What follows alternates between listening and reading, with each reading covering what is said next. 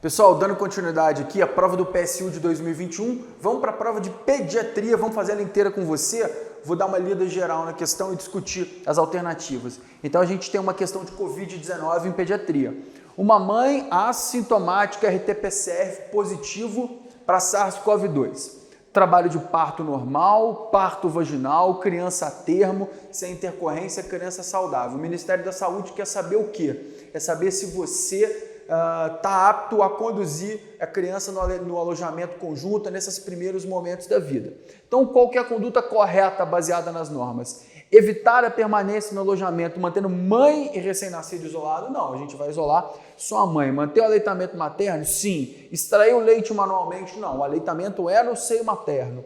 Na sala de parto, deve colocar o contato pele a pele com a mãe e ser amamentado? Não. Nesses casos, a gente vai evitar esse contato pele a pele. Qual a conduta correta? Não isolar o recém-nascido da mãe. Manter o aleitamento materno, como lavagem de mão e uso de máscara a cada mamada. A gente sabe que o aleitamento materno é o fator protetor. No risco-benefício, no custo-benefício de manter uma criança sem o aleitamento materno de uma mãe que é positiva para a Covid-19, a gente vai manter o aleitamento com as medidas protetoras. A mãe deve ficar o mais afastada possível do bebê durante o seu período de isolamento, mas ela vai amamentar, fazer higiene das mãos e usar máscara. Então a resposta correta aqui, galera, letra D, não isola totalmente o RN da mãe para ele poder amamentar. Beleza? Vamos para a próxima questão. É uma mãe com 38 semanas de idade gestacional. Ela entrou em trabalho de parto e o líquido amniótico é meconial. Atenção porque houve uma mudança nisso aí. O recém-nascido de parto cesáreo impregnado de mecônio, mas isso aqui, ó, não há desconforto respiratório. A vitalidade é boa, o Apgar de 8 e 9, primeiro e quinto minuto. O neném teve um Apgar de 8 no 1, Apgar de 9 no quinto minuto. Frequência cardíaca legal, sem alteração do exame físico. O que a gente vai fazer para esse RN, galera? O que a gente vai fazer é solicitar exame de neném que está absolutamente normal. Obter acesso venoso imediato para quê? Iniciar antibiótico terapia com epigenta, não tem sinal de sepse. Esse é um bebê que a gente vai ter a conduta normal com ele. Cuidados habituais, posicionar, secar, aspirar se for necessário. Liberar para alojamento conjunto se não tiver normalidade nas primeiras horas de vida. Então, observar. Esse neném está impregnado de mecônio? Tá, mas ele está com Apgar legal, ele não tem desconforto respiratório, ele não está bradicárdico. Esse neném não precisa de nenhuma outra ação. Vamos liberar para alojamento conjunto. Vamos lá, então, para a questão 48. Essa daqui, gente, é aquela questão que não dá para errar. Aquela questão chave e fechadura. Eu já falei disso para vocês em outros momentos aqui no Revisamento. A pseudoparalisia de Parrot é caracterizada pela ausência de movimentos ativos em membros do recém-nascido por conta de uma inflamação periostal. Essa inflamação periostal que vai dar uma dificuldade de movimento, não por restrição ou por alteração neurológica, ela é típica de quê, gente? Ela é típica de sífilis congênita. Viu pseudoparalisia de Parrot, vai pensar em sífilis congênita. Não tem nada a ver com fratura de clavícula, não tem nada a ver com torcicolo, nem com toxo. É sífilis congênita, questão fácil que você ia marcar a letra B de bola e ia passar para a questão 49, uma questão de um menininho de 8 semanas de vida, uma menininha, nascida de parto vaginal, sem complicação, 8 semanas, então ali 2 meses de vida. Tosse e olho vermelho há 1 semana. Quando você vê tosse e olho vermelho há 1 semana, você tem que pensar em algumas coisas, especialmente naquelas causas de pneumonia afebril do lactente. Vamos junto aqui. Nos últimos dias ela está um pouco mais cansada, ele botou até bastante aspas ali, e a tosse se intensificou muito, não deixa a criança dormir. Ela está afebril. Prostração conjuntivite bilateral com secreção clara. Frequência respiratória aumentada, no limite, ausculta pulmonar, crepitação e sibilo. Gente, pneumonia associada a conjuntivite numa criança com 8 semanas de vida. Isso é infecção por atípico. Micoplasma, clamídia, clamidófila. Qual que está aqui? Vírus sistema respiratório? Não. Adeno? Não. A gente sabe que é bacteriano, né? Tem crepitação, a chance de ser bacteriana é enorme. Pneumococo, se fosse uma criança de 8 anos de idade, não tivesse o olho avermelhado, tivesse uma febre, aí a gente ia pensar em pneumonia comunitária, a causa mais comum em um paciente acima de 5 anos é o pneumococo, mas aqui com 8 semanas de vida, com essa história de um quadro pulmonar associado a um quadro oftalmológico, essa conjuntivite, a resposta é letra B. Clamídia trachomatis não é uma questão difícil, tenho certeza que você, aluno do Revisa Med, viu lá na nossa trilha tudo sobre isso e acertou essa questão. Vamos lá para a próxima. A questão número 50 fala do Lucas, de 8 meses de idade. Pediatria é o seguinte, quando você vai fazer a prova de pediatria, uma das coisas mais importantes é quando no começo da questão te fala a idade. Conduta pediatria, ela é muito mágica por causa disso. Não é nem de 8 horas de vida, 8 semanas, 8 dias, 8 meses, 8 anos, é tudo diferente. Então, presta atenção na epidemiologia que vai começar na idade da criança. O Lucas tem 8 meses de idade, está previamente saudável, então não é cardiopata, não é pneumopata, não está em quimioterapia, nada disso. Coriza cristalina, melequinha clarinha, tosse leve, febre persistente a 36 horas até 38. Bom estado geral, ronco de transmissão, ou seja, secreção em via aérea, orofaringe com leve perenia, até agora característico de quê? De nada. Demais aparelhos sem alterações. A mãe está muito preocupada com a febre, porque demora para regredir mesmo no uso de dipirona. Daí, nada de mal. Ela está com medo de convulsão febril. O que a gente vai fazer na febre nessa criança? A gente vai usar meios físicos como compressa fria e banho morno? Nesse primeiro momento, não. Não tem necessidade de fazer isso. Drogas antipiréticas previnem convulsão febril? Não, ela não vai prevenir convulsão febril. Tá? A dose do antipirético, ele é para tratar a febre.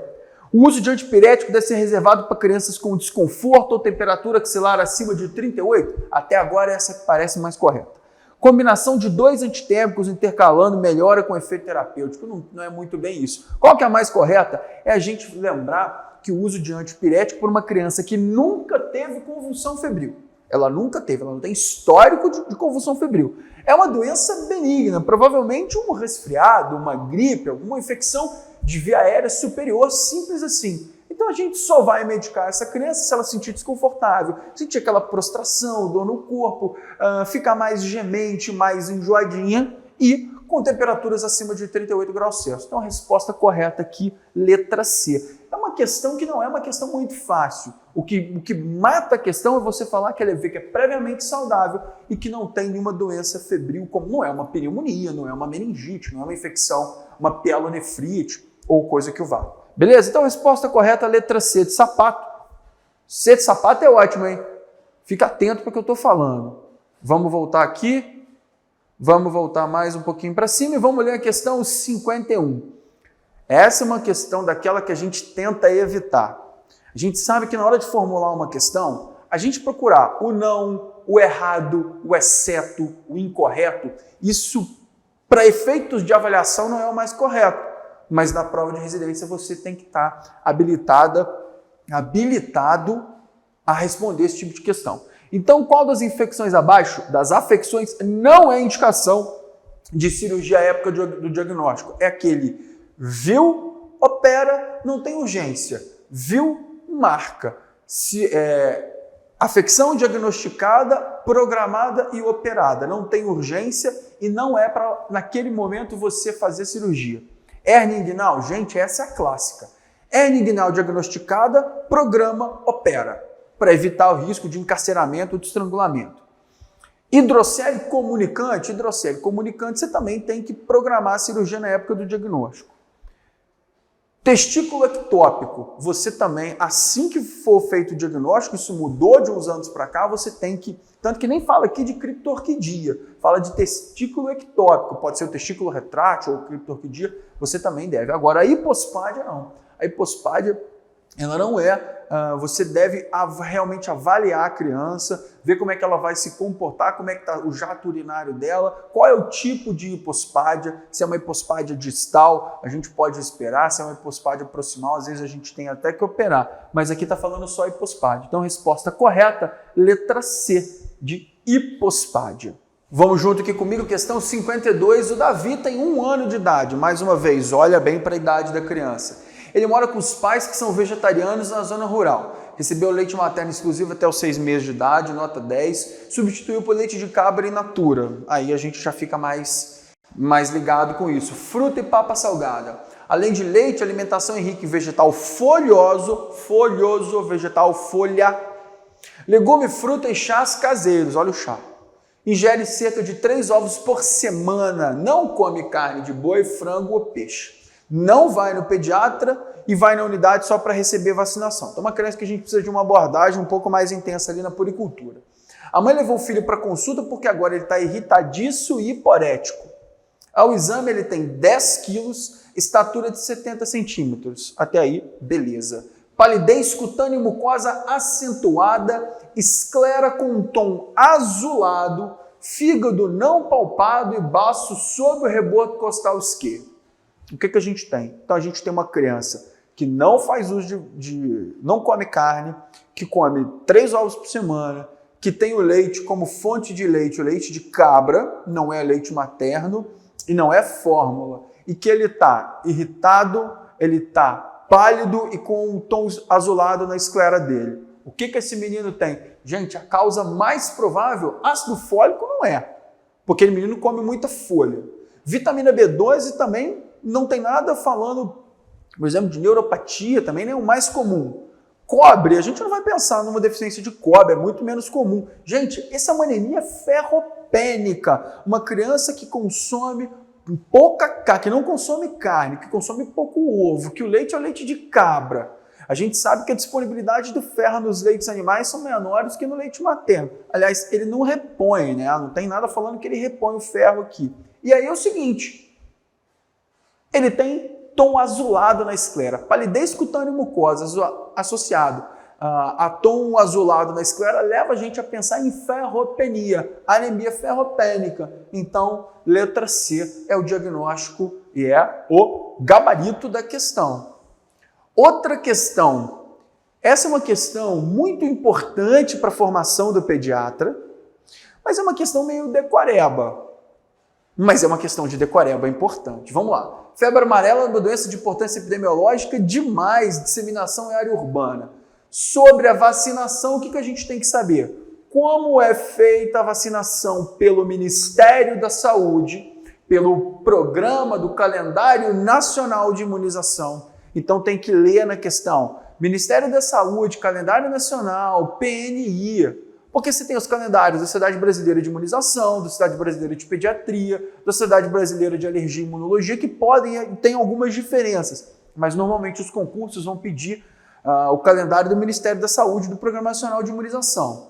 Como é feita? Isso mudou nos últimos 10 anos. Antes fazia só com 9 meses e 4 anos, depois um reforço a cada 10 anos. Depois tirou o reforço, depois tirou a dose de 4 anos, depois ficou só com 9 meses e agora voltou. Então, hoje, em 2021, para a prova do PSU de 2021, o esquema correto é uma dose aos 9 meses, com 9 meses e reforço aos 4 anos de idade. Esse era um esquema que existia, foi alterado e voltou. Então, uma dose aos 9 meses e um reforço aos 4 anos de idade. Se você vai fazer prova de residência, escuta o que eu estou te falando, vai fazer prova de residência? Aqui na Revisa Média a gente tem várias maneiras de te ajudar a estudar. Uma delas eu vou falar para você. O calendário vacinal você tem que decorar. O calendário vacinal sempre cai em prova de residência, especialmente em 2020, 2021, épocas de Covid em que a gente está tendo alterações, dificuldades vacinais, não só da Covid, mas essas dúvidas, você tem que levar a criança para vacinar, não tem? Vai cair vacina na sua prova. O calendário de vacinação ele não é difícil de decorar. Você precisa ter aproximações sucessivas com ele. 2, 3 dias antes da prova, dá uma olhada, imprime ele bem grande, escreve bem colorido para você não esquecer. Beleza? Febre amarela, 9 meses, 4 anos de idade. Falei 9 meses certo, 4 anos de idade certo.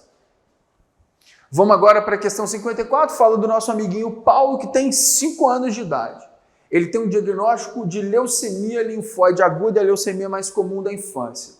Ele iniciou febre num paciente leucêmico, associada a dor abdominal, cerca de 15 dias após a fase de indução. Indução é aquele primeiro momento de tratamento, a primeira fase do tratamento da leucemia. Então o paciente está provavelmente leucopênico, neutropênico. Ele é bom estado geral, hidratado, hipocorado, leve, pulso cheio. frequência cardíaca, boa, pressão para a idade, frequência respiratória para a idade, sem esforço, sons pulmonares fisiológicos, esse é um termo correto, ou sons respiratórios normais, ou sons pulmonares normais, sem lesão de pele. Exame laboratorial, ele está anêmico, plaquetopênico e francamente leucopênico. Ele tem 200, só 80 de segmentado, 50 de eosinófilo, 50 aqui o número de células. Gente, esse menino tem uma neutropenia febril. Ele é um paciente que não está grave, ele não tem sinais de sepse, sintomas de sepse, então ele não tem alteração de pressão, não tem alteração de pulso, ele não tem alteração, ele não tem aqueles indicativos de deficiência de múltiplos órgãos e sistemas. Ele é um neutropênico febril. Esse já é o diagnóstico dele. O que a gente faz? A hemocultura está em andamento, o PCR dele positivou com a antibiótico terapia. Para pacientes em que a gente não tem um estado séptico, que não tem um risco neste momento, que ele é um paciente considerado até de baixo risco, ele é um neutropênico grave, mas clinicamente está estável, a gente vai dar preferência pelo cefepime. O cefepime é a droga de escolha. A gente não vai usar a AMP e a mica, como por exemplo usa para sepse neonatal, a gente não vai usar cefepime e vanco. A vanco está associada a desfechos, aumentos de elevação de resistência, alguns desfechos piores. E ciprofloxacino, gente, é uma quinolona, a gente deve evitar em criança. A gente usa cipro quando tem necessidade de tratar pseudomonas. Não tem aqui nada falando, não é um pneumopata grave, não é um fibrocístico, não é uma criança que está no CTI há muitos dias. Para a gente pensar numa pneumonia, por exemplo, associada à ventilação mecânica, uma infecção relacionada ao sistema, à assistência em saúde. Então, o neutropênico febril deve ser tratado, deve ser iniciado a antibiótico terapia, mas com cefepime isolado. Então, a resposta é a letra B de bola. Então, neutropenia febril sem risco de pseudomonas, cefepime. Questão 55 do Lucas, de 6 anos de idade, 6 anos e previamente saudável. Foi no pronto atendimento porque caiu da própria altura. TCE sem perda de consciência. Então, TCE leve numa criança de 6 anos de idade, previamente rígido. Primeiro exame, está chorando muito. Criança que caiu, está chorando muito, sente dor, vai no pronto-socorro, exame clínico. Isso a criança chora mesmo, até aí tudo normal. O que é bom, está chorando muito, né? Ele está consciente, está bem orientado. Glasgow dele é 15, sem alteração respiratória e hemodinâmica. Não está hipertenso, não está bradicárdico, não está com alteração ventilatória. Então não tem tríade clássica de hipertensão intracraniana. O que a gente faz no TCE leve em pediatria sem repercussão? O que a gente faz, gente? Observar a criança por 6 horas sem exame complementar. Não é para fazer raio-x, não é para fazer tomografia diferente, por exemplo, dos traumas mais graves, dos traumas em menores de 1 ano. Há uma diferença, ele tem 6 anos, é previamente saudável e foi um trauma leve. Então o que a gente vai fazer, gente? Nem raio-x, nem TC, nem acesso venoso, nem outra coisa a não ser observar por 6 horas, avaliar o estado geral da criança, se ela não vai apresentar rebaixamento de nível de consciência ou irritabilidade, alguma outra alteração. É observação. Se tudo estiver bem, liberar a criança. Sem exame complementar, 55, letra A. Vamos para a questão 56. Em relação ao tratamento ambulatorial da pneumonia bacteriana em pediatria, atenção para essa questão. 7 anos de idade, tratamento ambulatorial. Germe mais comum, pneumococo, streptococo, pneumónia. Então você tem que tratar pneumococo. Tá? Antibiótico de primeira escolha, azitromicina, pode tratar pneumonia bacteriana em pediatria comunitária com azitromicina? Pode. Ele é a primeira escolha? Não. No tratamento das pneumonias comunitárias em pediatria acima de 5 anos, a droga de escolha é uma penicilina. Se viesse amoxicilina aqui, marca, por exemplo. A radiografia de tórax, geralmente associada para controle de cura, ela não é solicitada para controle de cura. O raio-x é um exame que pode ser utilizado para confirmação do diagnóstico. Para controle de cura, não. Ou para avaliação de falha terapêutica. Está tratando 72 horas, a criança continua febril, ou não resolveu os sintomas, não melhorou a taquipneia, piorou a ausculta, piorou a percussão, pode ser um derrame pleural, a febre aumentou, pode ser um abscesso pulmonar, aí você vai reavaliar pelo raio-x. É necessária a comprovação diagnóstica por exame de imagem? Isto é polêmico.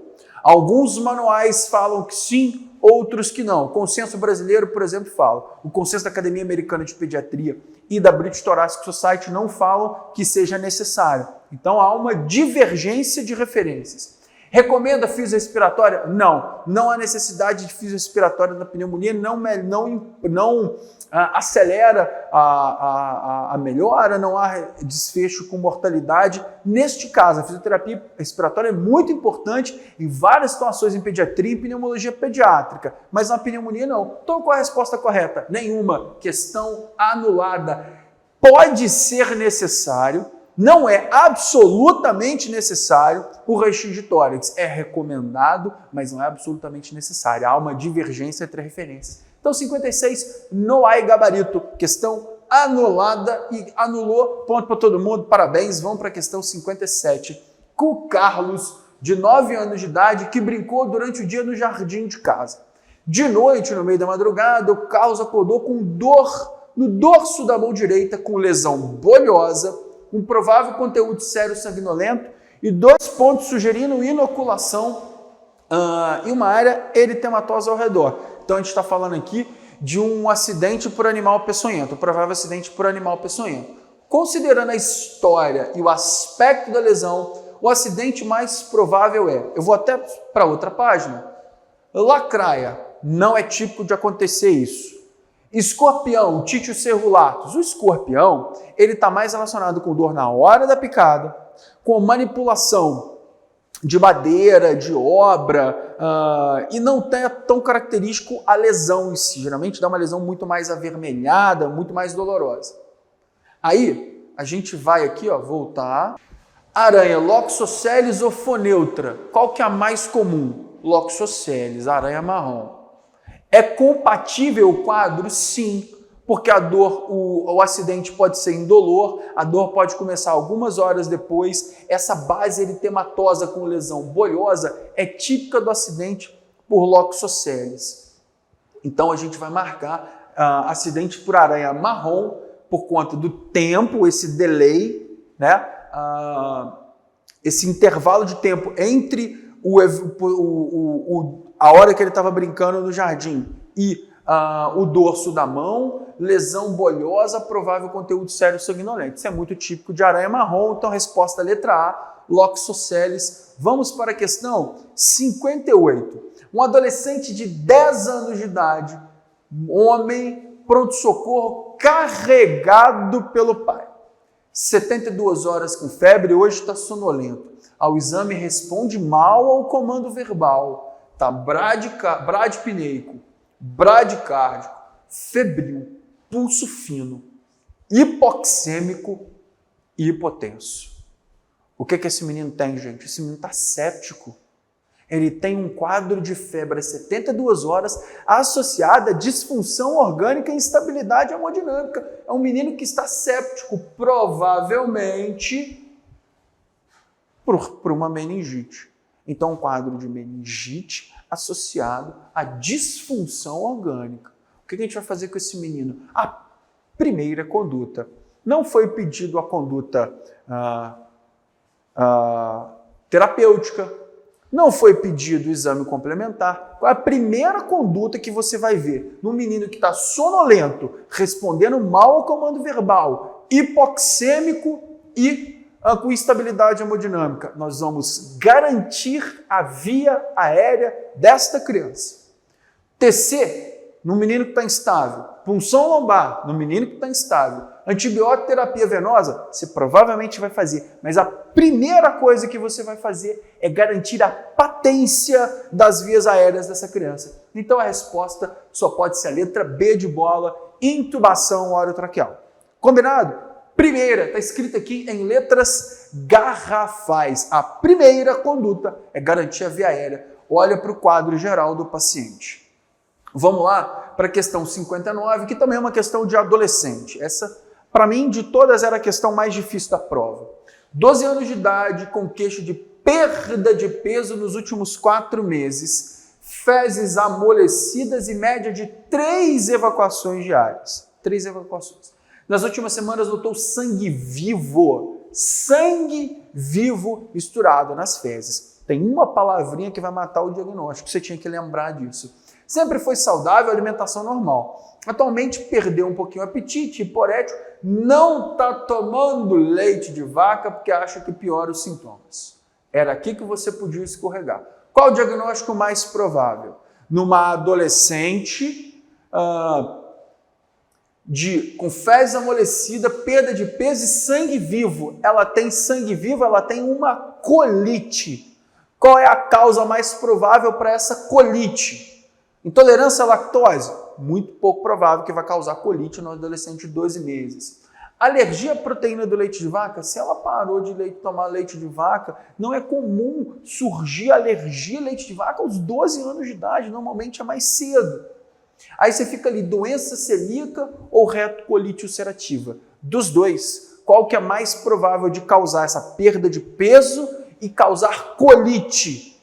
É a retocolite ulcerativa. O sangue vivo nas fezes, associado à alteração do hábito intestinal, associado a essa perda de peso, é mais característica da retocolite ulcerativa do que da doença celíaca. A gente sabe que a maioria das manifestações de retocolite ulcerativa, ou a maioria dos pacientes com retocolite ulcerativa em pediatria vão perder peso. Essa perda de peso, mas Henrique também pode perder peso na doença celíaca? Pode.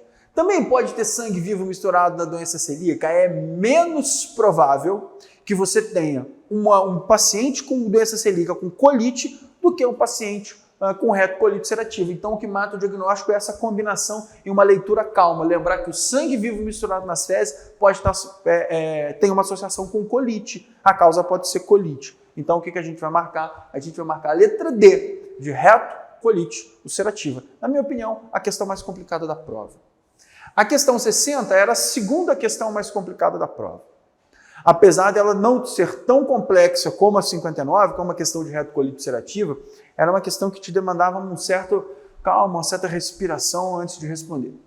Em relação à conduta com criança com diagnóstico de TDAH, já foi falado, ela tem TDAH. O que a gente faz? Dá preferência para que os alunos com TDAH pensem mais próximos de janelas gradeadas na sala de aula? Não tem nada a ver.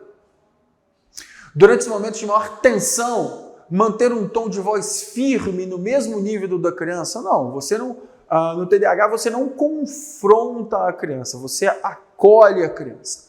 Pais e professores devem ser condescendentes fazendo as suas vontades. Uma coisa é acolher a criança, outra coisa é fazer todas as vontades. A criança precisa entender gentilmente o estabelecimento de limites. O gentil estabelecimento de limite é o que a gente deve fazer no paciente, na criança com TDAH. Quando iniciada a medicação, deve ser aquela que leva o nível de alerta do sistema nervoso central? Sim, o metilfenidato. Aumentar o nível de alerta, melhorar a concentração. Não deve dar preferência, por exemplo, para os antipsicóticos, tá? Então a gente vai usar medicações que elevam o nível de alerta. Então a resposta correta é letra D. Você podia até por exclusão, entendendo um pouquinho sobre TDAH. Aqui no Revisamed tem uma aula na trilha do Revisamed, tem tudo sobre TDAH. Beleza? Pessoal, essa foi a prova de pediatria. Daqui para frente, prova de medicina preventiva e social.